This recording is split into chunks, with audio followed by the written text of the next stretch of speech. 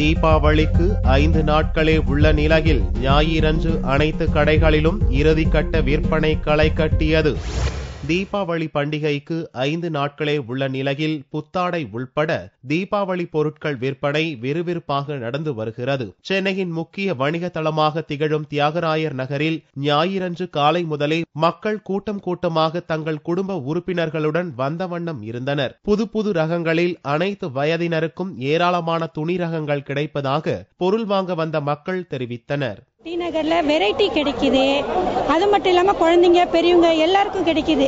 அதுக்காக தான் முதல்ல வாங்க. மெயினா காரணம் லோ பட்ஜெட், ஹை பட்ஜெட்ல இருந்து லோ பட்ஜெட் வரைக்கும் இங்க இருக்கு. மெயினா குழந்தைங்களுக்கு ட்ரெஸ், தீபாவளி ட்ரெஸ் எடுக்கிறதுக்கு, சின்ன பசங்க பையன்லாம் வீட்டுல இருக்கான், பையனுக்கு ட்ரெஸ் எல்லாம் வாங்கிட்டு போறதுக்காக நாங்க இங்க வந்திருக்கோம். டி நகர்ல நாங்க வருஷமா துணி எடுக்கிற பழக்கமா இருக்கனால டி நகர் வந்துட்டு இருக்கோம். தரமான குவாலிட்டி கிடைக்கிறதுனால வந்துட்டு இருக்கோம்.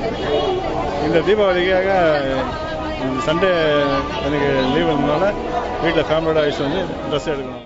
தீபாவளி பண்டிகைக்கு முந்தைய கடைசி ஞாயிறு என்பதால் மக்கள் கூடும் இடங்களில் பலத்த போலீஸ் பாதுகாப்பு போடப்பட்டிருந்தது.